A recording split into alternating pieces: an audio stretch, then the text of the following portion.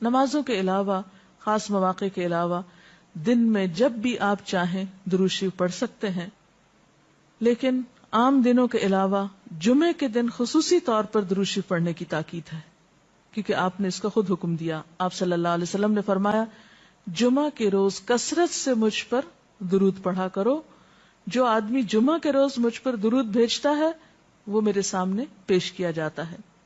اسی طرح دعا سے پہلے، دعا کے بعد، پھر جہاں کہیں آپ کا نام لیا جا رہا ہو یا لکھا جا رہا ہو یا کسی بھی طرح آپ کا ذکر آئے وہاں آپ کے لیے درود پڑھنا. اسی طرح مسجد میں داخل ہوتے وقت درود شریف پڑھنا، مسجد سے نکلتے وقت درود شریف پڑھنا، پھر نماز سے فارغ ہونے کے بعد درود شریف پڑھنا. یعنی ایک تو نماز کے اندر ہے، لیکن نماز سے فراغت کے بعد، پھر اسی طرح ہر مجلس میں آپ پر درود پڑھنا ضروری ہے. پھر اسی طرح صبح و شام کے اوقات میں، یعنی یہ تمام مواقع ایسے مواقع ہیں جس میں آپ درود شریف پڑھ سکتے ہیں. اور موقع کوئی ہو یا نہ ہو، دن یا رات کی گھڑیوں میں سے جس گھڑی میں آپ چاہیں، جب چاہیں، چلتے پھرتے کام کاج کرتے، آپ اللہ کے رسول صلی اللہ علیہ وسلم کو یاد کر سکتے ہیں، آپ کے لیے درود اور سلام پڑھ سکتے ہیں. نبی صلی اللہ علیہ وسلم پر درود شریف پڑھنے کے کئی صیغے ہمارے ہاں مشہور ہیں. اس میں کچھ تو وہ ہیں جو آپ صلی اللہ علیہ وسلم سے ثابت ہیں، اور کچھ ایسے ہیں کہ جو لوگوں نے بعد میں خود بنا لیے ہیں.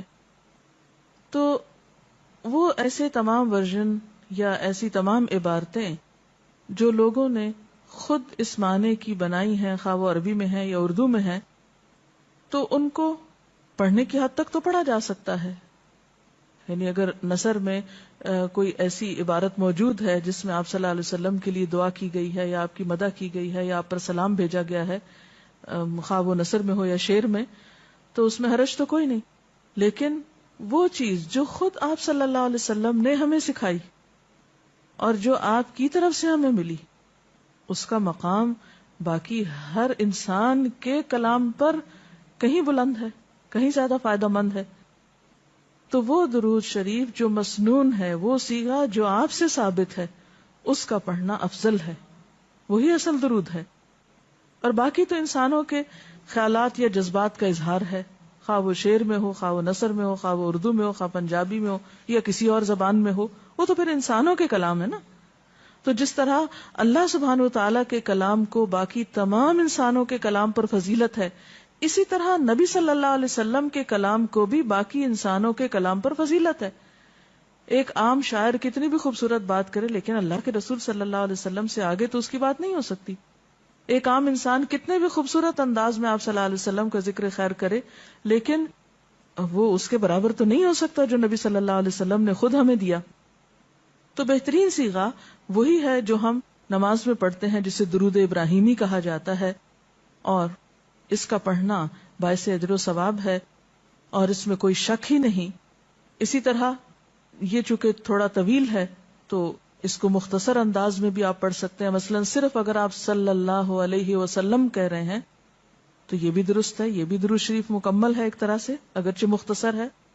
اسی طرح اللہم صلی وسلم علی نبینا محمد، یہ بھی آپ پڑھ سکتے ہیں.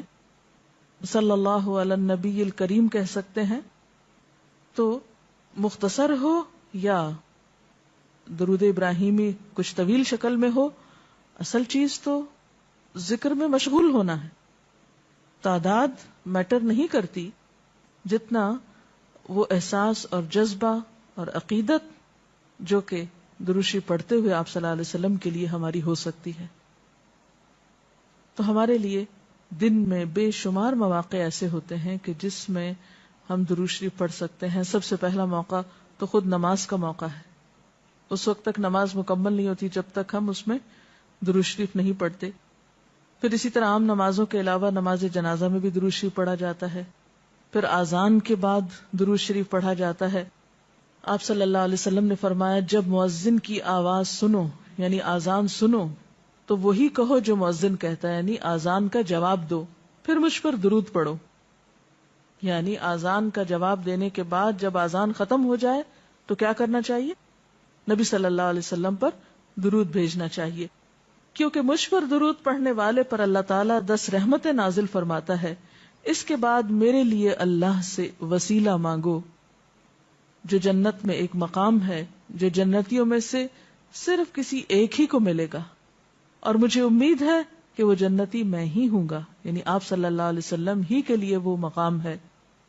اور آپ نے یہ بھی فرمایا کہ من سألی اللہ الوسیلہ، جس نے اللہ سے میرے لیے وسیلہ کی دعا کی، یعنی درود شریف کے علاوہ آت محمد الوسیلۃ دعا ہم پڑھتے ہیں، یہ دعا بھی پڑھی جانی چاہیے. تو جس نے یہ دعا پڑھی اس کے لیے میری شفاعت واجب ہو جائے گی، یعنی قیامت کے دن پھر میں اس کے لیے شفاعت کروں گا.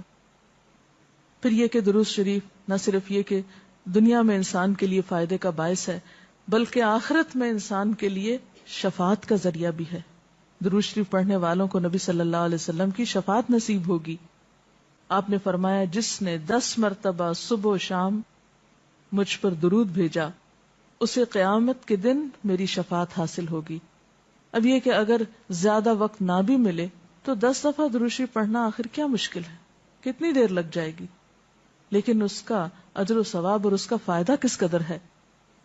پھر اسی طرح درود شریف دعاؤں کی قبولیت کا ذریعہ بھی بنتا ہے، یعنی اگر دعا کرنے سے پہلے درود شریف پڑھا جائے اللہ تعالیٰ کی حمد و ثنا کے بعد تو اس سے دعا کی قبولیت میں اضافہ ہوتا ہے. نبی صلی اللہ علیہ وسلم کے ساتھ حضرت عبداللہ بن مسعود اور حضرت ابوبکر اور حضرت عمر تشریف فرما تھے. تو حضرت عبداللہ بن مسعود کہتے ہیں کہ میں نماز پڑھ رہا تھا، میں بیٹھا تو پہلے اللہ تعالیٰ کی حمد و ثنا کی، پھر آپ پر درود بھیجا، پھر اپنے لیے دعا کی. تو آپ نے فرمایا اللہ سے مانگو ضرور دیے جاؤ گے، یعنی جس طریقے سے تم نے دعا کی ہے کہ پہلے اللہ تعالیٰ کی حمد و ثنا کی ہے پھر درود شریف پڑھا ہے، تو اب جو بھی تم دعا مانگو گے وہ دعا قبول ہوگی. پھر اسی طرح ہم دیکھتے ہیں کہ درود شریف نیکیوں کا دروازہ کھولتا ہے، نیکیوں میں اضافے کا ذریعہ بنتا ہے.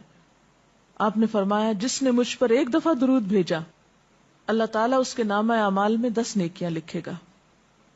پھر اسی طرح فرشتوں کی دعائیں آتی ہیں اس شخص کے لیے جو درود شریف پڑھتا ہے. رسول اللہ صلی اللہ علیہ وسلم نے فرمایا جب تک کوئی مسلمان مجھ پر درود بھیجتا رہتا ہے اس وقت تک فرشتے اس کے لیے دعائیں رحمت کرتے رہتے ہیں. یعنی آپ درود شریف پڑھیں تو فرشتے آپ کے لیے دعا کرنے میں لگ جاتے ہیں. اب جو چاہے کم پڑھے اور جو چاہے زیادہ پڑھے، یعنی کتنی دعائیں چاہیے اس کو. دیکھیں ہم عام طور پر کتنا کہتے ہیں دوسروں سے کہ پلیز ہمارے لیے دعا کیجیے، ہمیں دعا میں یاد رکھیے، دوسروں کی ایک طرح سے منت سماجت کر رہے ہوتے ہیں. لیکن کتنا آسان طریقہ ہے فرشتوں کی دعائیں لینے کا کہ انسان درود شریف پڑھنا شروع کر دے.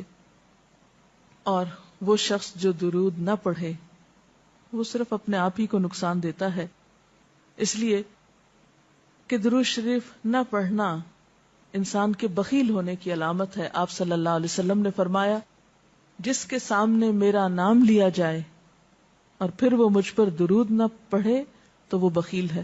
اس سے یہ بات بھی پتہ چلتی ہے کہ اگر ہم خود درود شریف نہیں بھی پڑھ رہے لیکن اگر کوئی اور آپ کا ذکر خیر کر رہا ہے یا کوئی اور درود شریف پڑھ رہا ہے اور اگر وہ بلند آواز میں پڑھ رہا ہے تو ہمیں بھی آپ کا نام سنتے ہی دل میں درود شریف پڑھنا ہوگا. یہ بھی آپ کے ادب میں سے ایک ہے. اور قیامت کے دن اس شخص کے لیے جو درود نہ پڑھے، درود کا نہ پڑھنا حسرتوں کا باعث ہوگا. حضرت ابو ہریرہ رضی اللہ تعالی عنہ کہتے ہیں کہ رسول اللہ صلی اللہ علیہ وسلم نے فرمایا جس مجلس میں لوگ اللہ کا ذکر نہ کریں، یعنی اکٹھے ہوئے ہیں دنیا بھر کی باتیں کی لیکن اللہ سبحانہ و تعالیٰ کی کوئی بات نہیں کی، اور نبی صلی اللہ علیہ وسلم پر درود نہ بھیجیں، یعنی نہ تو اللہ کا ذکر کیا اور نہ ہی آپ پر درود بھیجا، وہ مجلس قیامت کے دن انسان کے لیے حسرت کا باعث ہوگی. انسان اس پر پچھتائے گا، خواہ وہ اپنے نیک اعمال کے بدلے میں جنت میں چلا ہی جائے. یعنی ایک شخص جنت میں بھی پہنچ گیا لیکن اس کو ایسی مجلسوں پر حسرت ضرور ہوگی جس میں اس نے اللہ کا ذکر اور رسول اللہ صلی اللہ علیہ وسلم پر درود نہ بھیجا ہوگا. اور اگر دیکھا جائے تو انسان کے اعمال میں ایسی کوتاہی اور غفلت بسا اوقات جنت سے محرومی کا سبب بھی بن جاتی ہے. آپ صلی اللہ علیہ وسلم نے فرمایا جو مجھ پر درود پڑھنا بھول گیا اس نے جنت کا رستہ کھو دیا. یعنی جس نے اتنی غفلت برتی کہ کبھی آپ کا ذکر ہی نہیں کیا اور کبھی آپ کے لیے دعا ہی نہیں کی اور کبھی آپ کے لیے درود ہی نہیں پڑھا, تو اس نے اپنے لیے کیا کمایا؟ ان اللہ وملائکتہ یصلون علی النبی یا ایھا الذین آمنوا صلوا علیہ وسلموا تسلیما, کہ اللہ اور اس کے فرشتے نبی صلی اللہ علیہ وسلم پر درود بھیجتے ہیں. اے لوگو جو ایمان لائے ہو, تم بھی ان پر درود و سلام بھیجو. تو رسول اللہ صلی اللہ علیہ وسلم کے ذکر کا, آپ کی یاد کا بہترین طریقہ آپ پر درود بھیجنا ہے, آپ کے لیے دعائے رحمت کرنا ہے. وہ عظیم ہستی جس پر اللہ رب العزت کی رحمت برستی ہے, جس کا ذکر اللہ سبحانہ و تعالی فرشتوں میں کرتے ہیں, جن پر فرشتے دعائے رحمت بھیجتے ہیں, آخر ان کا ذکر اور ان پر درود و سلام میں اور آپ کیوں نہ بھیجیں گے؟ آپ صلی اللہ علیہ وسلم پر درود بھیجنا خود ہمارے اپنے لیے باعث سعادت ہے, باعث رحمت ہے. آپ صلی اللہ علیہ وسلم اس کے محتاج نہیں. مشرق ہو یا مغرب, شمال ہو یا جنوب, دنیا کے گوشے گوشے میں آپ کا ذکر خیر ہو رہا ہے, دن رات, آذانوں میں, نمازوں میں, جہاں جہاں آپ کا نام لیا جائے. لیکن اگر ہم درود شریف پڑھتے ہیں تو اس کا فائدہ خود ہم ہی کو پہنچتا ہے, ہمارے اپنے لیے باعث رحمت ہے. تمام غموں, دکھوں, تکلیفوں, مصیبتوں اور پریشانیوں سے نکلنے کا راستہ ہے, درجات کی بلندی کا ذریعہ ہے. رسول اللہ صلی اللہ علیہ وسلم نے فرمایا, جس نے مجھ پر ایک بار درود بھیجا اللہ تعالیٰ اس پر 10 مرتبہ رحمتیں نازل فرمائے گا. ایک بار درود پڑھنے کا اجر و ثواب, اس کے 10 گناہ معاف فرمائے گا. یعنی صرف 10 رحمتیں نہیں, 10 گناہوں کی بخشش بھی ہوگی اور 10 درجے بلند فرمائے گا, یعنی درجات کی بلندی بھی. اسی طرح درود شریف آپ صلی اللہ علیہ وسلم سے قربت کا ذریعہ بھی ہے. حدیث پاک میں آتا ہے, قال رسول اللہ صلی اللہ علیہ وسلم اولی الناس بی یوم القیامت اکثرہم علی صلاۃ, قیامت کے روز مجھ سے سب سے زیادہ قریب لوگ وہ لوگ ہوں گے جو دنیا میں سب سے زیادہ مجھ پر درود بھیجنے والے تھے. یعنی قیامت کے دن آپ کا قرب بھی درود شریف کی وجہ سے نصیب ہوگا. پھر اسی طرح اگر انسان کوئی اور دعا نہ بھی کر سکے, غم, دکھ اور تکلیف کی حالت میں صرف درود شریف بھی پڑھتا رہے تو اسے ساری دعاؤں سے کفایت کر جائے گا.